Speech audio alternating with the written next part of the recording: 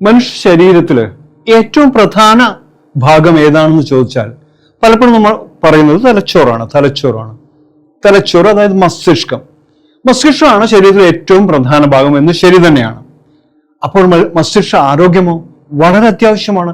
മസ്തിഷ്ക ആരോഗ്യത്തിന്റെ കാര്യത്തിൽ ഒരുപാട് ചുവടുവയ്പ്പുകൾ ഈയിടെ വന്നിട്ടുണ്ട്. അത് നമ്മൾ അറിഞ്ഞിരിക്കണം, നിർബന്ധമായിട്ടും അറിഞ്ഞിരിക്കണം. മസ്തിഷ്ക ആരോഗ്യത്തില് അതിന്റെ ഡിജിറ്റൽ മാപ്പിങ്ങില് ഇന്ത്യ വളരെയധികം മുന്നോട്ട് പോയിരിക്കുന്നു. ഒരുപക്ഷെ ലോകത്തിൽ ആദ്യമായി തന്നെ ചില കണ്ടുപിടുത്തങ്ങൾ ഇന്ത്യയിലെ ശാസ്ത്രജ്ഞന്മാർ നടത്തിയിരിക്കുന്നു. Welcome once again to another episode of Silly Talk on some serious topics.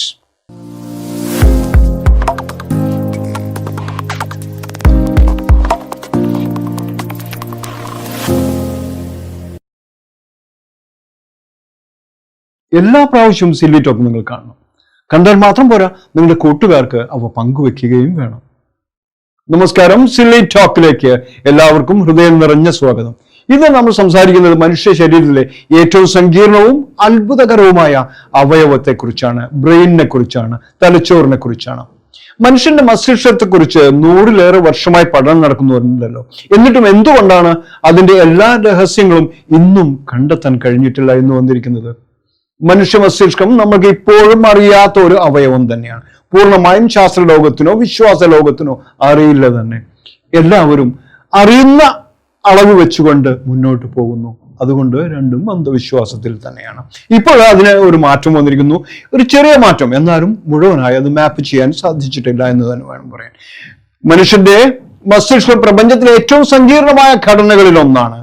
ആദ്യകാല ഭൂപട നിർമ്മാതാക്കള് അറിയാത്ത ഭൂവിഭാഗങ്ങളെ ചെറിയ ചെറിയ കഷ്ണങ്ങളാക്കി എടുത്തുകൊണ്ട് അത് ചേർത്ത് വെച്ച് ഭാവനയും കൂടി ഉപയോഗിച്ചുകൊണ്ട് ഭൂപടമാക്കുന്നത് പോലെയാണ് ന്യൂറോ സയന്റിസ്റ്റ്, മസ്തിഷ്ക ശാസ്ത്രജ്ഞന്മാര്, നാഡീകോശ വിദഗ്ധര് വർഷങ്ങളായി ചെറിയ കണ്ടെത്തലുകൾ കൂട്ടിച്ചേർത്ത് മസ്തിഷ്കത്തിന്റെ വലിയ ചിത്രം ഉണ്ടാക്കിയിരിക്കുന്നത്, അല്ലെങ്കിൽ ഉണ്ടാക്കാൻ ശ്രമിച്ചുകൊണ്ടേയിരിക്കുന്നത്. എന്നാൽ ആ ചിത്രം ഇപ്പോഴും പൂർണ്ണമല്ല. ഓൾസീമേഴ്സ് ഡിസീസ്, മറവി രോഗം പോലുള്ള രോഗങ്ങൾ കണ്ടെത്തുമ്പോൾ ശാസ്ത്രജ്ഞന്മാർ എന്താണ് ചെയ്യുന്നത്? ഇന്നും പല പാത്തോളജിസ്റ്റ്, രോഗകാരക ശാസ്ത്രം പഠിച്ചിട്ടുള്ള ഡോക്ടർമാര്, പ്രത്യേകം പഠനം നടത്തിയിട്ടുള്ള ആളുകൾ മസ്തിഷ്കത്തിലെ ഏതാനും ചെറിയ ടിഷ്യൂ സാമ്പിൾസ്, കോശകല മാതൃകകൾ മാത്രം പരിശോധിച്ചാണ് രോഗനിർണയം നടത്തുന്നത്. മുഴുവനായും പരിശോധിച്ചല്ല. എന്നാൽ മനുഷ്യന്റെ മസ്തിഷ്കത്തില് ഏകദേശം 86 ബില്യൺ ന്യൂറോൺസ്, നാഡീകോശങ്ങളുണ്ട്. അതായത് 8600 കോടി നാഡീകോശങ്ങളുണ്ട്. ഇത്രയും വലിയ ഘടനയിലെ ഏറ്റവും ചെറിയ ഭാഗം മാത്രമാണ് നമ്മൾക്ക് പരിശോധിക്കാൻ കഴിഞ്ഞിട്ടുള്ളത് ഇന്നേ വരെ. അതിനാൽ പല വിവരങ്ങളും ഇനിയും അജ്ഞാതമായി തുടരുന്നു, അല്ലെങ്കിൽ വിശ്വാസത്തിന്റെ പിൻബലം മാത്രം പറ്റി മുന്നോട്ട് പോകുന്നു. ഈ പരിമിതി മറികടക്കാൻ പുതിയതായി എന്തെങ്കിലും കണ്ടെത്തിയിട്ടുണ്ടോ? ഉണ്ട്. ഇന്ത്യയിലെ Indian Institute of Technology, Chennai, Madras, IITM Sudha Gopalakrishnan brain centre SGBC ലോകത്തിലെ ഏറ്റവും വിശദമായ 3D human brain stem atlas വികസിപ്പിച്ചിരിക്കുകയാണ്. മസ്തിഷ്ക ഗവേഷണ രംഗത്ത് ഇത് വലിയ ഒരു ചരിത്ര നേട്ടമായാണ് വിലയിരുത്തപ്പെടുന്നത് ലോകമെമ്പാടും. ഈ പുതിയ അറ്റ്ലസിന്റെ പേര് എന്താണ്? ഇതിന്റെ പേര് ആങ്കർ എന്നാണ്. Atlas of neurochemical characterization of the human brain stem with 3D reconstruction. Neurochemical characterization of the human brain with 3D reconstruction, Anchor എന്നാണ്. MRI ചിത്രത്തിൽ നിന്ന് ഓരോ നാഡീകോശത്തിന്റെയും തലത്തിലേക്ക് വളരെ സൂം ചെയ്ത് പഠിക്കാൻ സഹായിക്കുന്ന ഡിജിറ്റൽ ഭൂപടം, ഡിജിറ്റൽ മാപ്പ്, അതാണ് ആങ്കർ. ഈ അറ്റ്ലസ് എങ്ങനെയാണ് തയ്യാറാക്കിയത്? ഗർഭസ്ഥ ശിശു മുതൽ പ്രായപൂർത്തിയായവരുടെ മസ്തിഷ്കത്തിൽ നിന്നുള്ള 500-ലധികം ടിഷ്യൂ സെക്ഷൻസ്, കോശകല ഛേദങ്ങള് പരിശോധിച്ചാണ് ഇത് തയ്യാറാക്കിയിരിക്കുന്നത്. ഉയർന്ന റെസൊല്യൂഷനുള്ള മൈക്രോസ്കോപ്പ് ഇമേജിംഗ് ഉപയോഗിച്ചാണ് ഈ ത്രിമാന മാപ്പ് തയ്യാറാക്കിയിരിക്കുന്നത്. അതിലൂടെ 200-ലധികം ബ്രെയിൻ സെൽ ക്ലസ്റ്റേഴ്സ്, മസ്തിഷ്ക കോശകല കൂട്ടങ്ങൾ, പ്രധാന നെർവ് പാത്വേസ് അതായത് നാഡീകോശ ഘടനാ പാതകള് വ്യക്തമായി തിരിച്ചറിയാൻ കഴിഞ്ഞു സൂം ഇമേജിംഗ് ഉപയോഗിച്ച്. ബ്രെയിൻ സ്റ്റെം എന്ന ഈ ഭാഗം വളരെ പ്രധാനപ്പെട്ട ഒരു ഭാഗമാണ്. എത്ര പ്രധാനപ്പെട്ടതാണത്? തീർച്ചയായും മസ്തിഷ്കത്തിന്റെ ചെറിയൊരു ഭാഗം മാത്രമാണ്, ഒരു ചിപ്പിന്റെ ഏകദേശം ഭാഗം മാത്രമേ അത് വരുന്നുള്ളൂ, അളവിൽ മാത്രമേ അത് വരുന്നുള്ളൂ. ജീവൻ നിലനിർത്തുന്ന പ്രധാന നിയന്ത്രണ കേന്ദ്രം ഇതാണ്. ശ്വസനം, ഹൃദയമിടിപ്പ്, ഉറക്ക്, ഉണർവ്, ശരീരചലനങ്ങള് എന്നിവയെല്ലാം ബ്രെയിൻ സ്റ്റെം നിയന്ത്രിക്കുന്നു. ഇത് ബ്രെയിൻ സ്റ്റെമിനെയും സ്പൈനൽ കോർഡിനെയും ഇത് ബ്രെയിനെയും തലച്ചോറിനെയും സുഷുമ്ന ശീർഷത്തെയും സ്പൈനൽ കോർഡിനെയും ബന്ധിപ്പിക്കുന്ന പ്രധാന പാലം കൂടിയാണ്, ബ്രിഡ്ജാണ്. ഇതിന്റെ കൃത്യമായ മാപ്പ് ഇന്ന് വരെ ലഭിക്കാതിരുന്നത് എന്തുകൊണ്ടാണ്? ബ്രെയിൻ സ്റ്റെമിൽ വളരെ നാഡീകോശ സമൂഹങ്ങളുണ്ട്, വളരെയധികം നാഡീകോശ കൂട്ടങ്ങളുണ്ട്, ക്ലസ്റ്റേഴ്സ് ഉണ്ട്. അതീവ സാന്ദ്രമായിട്ടാണ് അവ ക്രമീകരിച്ചിരിക്കുന്നത്. അവയിൽ ചെറിയൊരു കേടുപാട് പോലും ഗുരുതരമായ ആരോഗ്യ പ്രശ്നങ്ങൾക്ക് കാരണമാകും. അപ്പൊ എപ്പോഴും ഒന്ന് തൊടാൻ പോലും ആളുകൾക്ക് അല്ലെങ്കിൽ ശാസ്ത്രജ്ഞന്മാർക്ക് പേടിയായിരിക്കും. അതിന്റെ കൃത്യമായ ഘടന ഭൂപടം തയ്യാറാക്കുക എന്ന ശാസ്ത്രജ്ഞന്മാർക്ക് വലിയ വെല്ലുവിളിയാണ്, ചാലഞ്ചായിരുന്നു. പുതിയ ആങ്കർ അറ്റ്ലസ് ആ വെല്ലുവിളി വലിയൊരളവിൽ മറികടക്കാൻ സഹായിക്കുമെന്നാണ് പ്രതീക്ഷിക്കുന്നത്. ഇന്ത്യൻ ശാസ്ത്രജ്ഞരുടെ ഈ നേട്ടം ആൽസൈമേഴ്സ് ഡിസീസ്, പാർക്കിൻസൺ ഡിസീസ്, നമുക്കറിയാം ചിലപ്പോൾ പ്രായമാകുമ്പോൾ കൈവരച്ചുകൊണ്ടോ അല്ലെങ്കിൽ നാവ് പുറത്തേക്ക് ഡ്രൂളിങ്, എന്താ പറയാ, വായിലെ കേന്ദ്ര പുറത്തേക്ക് ചാടുന്നുള്ള രീതിയിലുള്ള ആ ഒരു അവസ്ഥ ഉണ്ടാകുന്ന പാർക്കിൻസൺ ഡിസീസ്, ഉറക്കവുമായി ബന്ധപ്പെട്ട അനേകം അസുഖങ്ങൾ, ചലന വൈകല്യങ്ങൾ, മോട്ടിലിറ്റി പ്രോബ്ലംസ്, സ്പേഷ്യൽ ഇന്റലിജൻസിന്റെ പ്രശ്നങ്ങൾ തുടങ്ങിയ നാഡീകോശങ്ങളുടെ പഠനത്തിനും ചികിത്സയ്ക്കും പുതിയ പ്രതീക്ഷകൾ നൽകുന്ന ഒരു കണ്ടുപിടുത്തമാണ് ഇന്ത്യൻ ശാസ്ത്രജ്ഞന്മാർ. നമ്മൾക്കെല്ലാവർക്കും അഭിമാനിക്കാവുന്ന കാര്യമാണ്. മസ്തിഷ്കത്തെക്കുറിച്ചുള്ള അറിവിന്റെ പുതിയ അധ്യായത്തിലേക്കാണ് ഈ കണ്ടുപിടുത്തം നമ്മെ നയിക്കുന്നത്. Anchor atlas of neurochemical characterization of the human brain stem with 3D reconstruction ഇത്ര വലിയ നേട്ടമായി കണക്കാക്കുന്നത് എന്തുകൊണ്ടാണ്? ഉത്തരം അതിന് ഒരൊറ്റ ഉത്തരമേ ഉള്ളൂ. ഇത് മറ്റൊരു മസ്തിഷ്ക ഭൂപടം മാത്രമല്ല. ഇന്ന് വരെ പരസ്പരം ബന്ധിപ്പിക്കാൻ ബുദ്ധിമുട്ടായിരുന്ന രണ്ട് ലോകങ്ങളെയാണ് ഇത് ഒന്നിപ്പിച്ചിരിക്കുന്നത്. ഒന്ന് MRI പോലുള്ള സ്കാനുകൾ, അവ മുഴുവൻ മസ്തിഷ്കവും കാണിക്കുന്നു. മറ്റൊന്ന് മൈക്രോസ്കോപ്പ് പരിശോധന, കേന്ദ്രീകരിച്ചുള്ള സൂക്ഷ്മ പരിശോധന, അത് ഓരോ കോശത്തെയും പ്രത്യേകം കാണിക്കുന്നു.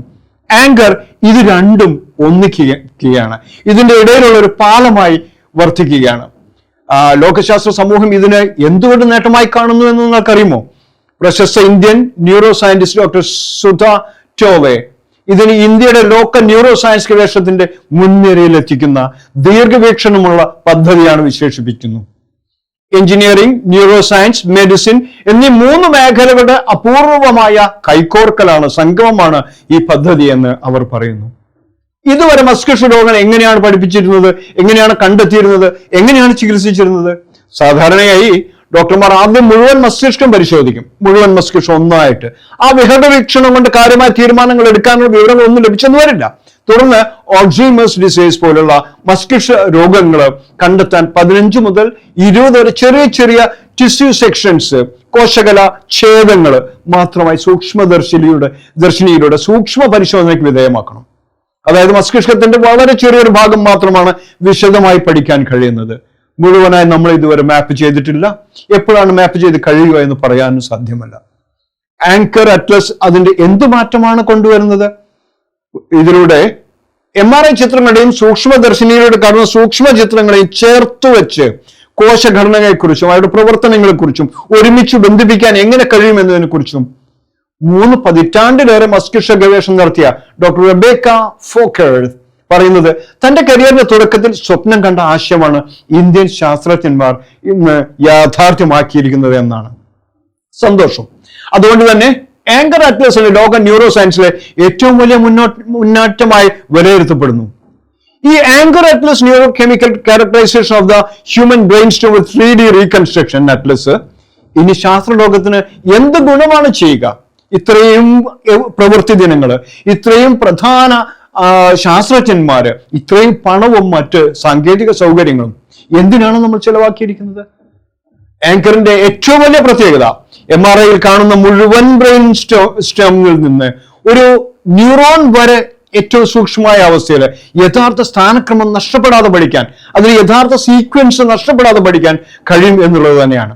അതിലുപരി അറ്റ്ലസ് ലോകമെമ്പാടുമുള്ള ന്യൂറോ സയന്റിസ്റ്റിന്, ന്യൂറോളജിസ്റ്റിന്, ന്യൂറോ സർജൻസിന് എന്നിവർക്ക് സൗജന്യമായി ഉപയോഗിക്കാനായി ഓൺലൈൻ ലഭ്യമാക്കിയിരിക്കുകയാണ് ഇന്ത്യ. അതാണ് ഇതിന്റെ പ്രത്യേകത. And in the closing you can similarly expand it on its own first mention. ഒരു രാജ്യത്തിന് ശക്തി അതിന്റെ സാമ്പത്തിക ശക്തി മാത്രമല്ല, സൈനിക ശക്തി മാത്രമല്ല, അതിന്റെ അറിവിന്റെ ശക്തി കൂടിയാണ്. അത് ലോകമായി പങ്കുവയ്ക്കാനുള്ള മനസ്സിലാണ് കിടക്കുന്നത് ആ രാജ്യത്തിന്റെ ശക്തി. Anchor, Atlas of Neurochemical Characterization of the Human Brain Stem with 3D Reconstruction. Anchor അതിന്റെ ഉജ്ജ്വല ഉദാഹരണമാണ്. ഇന്ത്യ വികസിപ്പിച്ച ഈ ഡിജിറ്റൽ മസ്തിഷ്ക ഭൂപടം ഇന്ന് ശാസ്ത്ര ലോകത്തിലുള്ള ഒരു അമൂല്യ സമ്മാനമായി മാറിയിരിക്കുന്നു.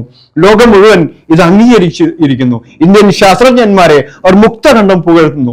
മനുഷ്യ മസ്തിഷ്കത്തിന്റെ അനാവൃതമായ രഹസ്യങ്ങളിലേക്ക് വെളിച്ചം വീശുന്ന ഈ നേട്ടം ഇന്ത്യയുടെ ശാസ്ത്ര പാരമ്പര്യത്തിനും ഗവേഷണ മികവിനും ലോകം നൽകിയ മറ്റൊരു അംഗീകാരമാണ്. ഇങ്ങനെയുള്ള ഈ അനവധി കണ്ടുപിടുത്തങ്ങൾ മനുഷ്യരാശിക്ക് മുഴുവൻ ലഭ്യമായിരിക്കുകയാണ്. അത് ഇന്ത്യയുടെ മാത്രമല്ല, ലോക മനുഷ്യരാശിയുടെ മുഴുവൻ സമ്പത്താണിത്. അവർക്കായി തുറന്നു വെച്ചിരിക്കുകയാണ്. ആർക്ക് വേണമെങ്കിലും ഇത് ഓൺലൈനിൽ എത്തിപ്പിടിക്കാവുന്നതാണ്, ആക്സസ് ചെയ്യാവുന്നതാണ്. അപ്പോൾ ഇനിയും ഇതുപോലെയുള്ള സൂക്ഷ്മ വിവരങ്ങൾ അടങ്ങിയ ഒരുപാട് എപ്പിസോഡ് സില്ലി ടോക്കിൽ വരുന്നതാണ്. സില്ലി ടോക്ക് ഒരൊറ്റ എപ്പിസോഡും വിടാതെ നിങ്ങൾ വീക്ഷിക്കുകയും മറ്റുള്ളവർക്കായി പങ്കുവെക്കുകയും വേണം. Thank you for being with us. Thank you very much.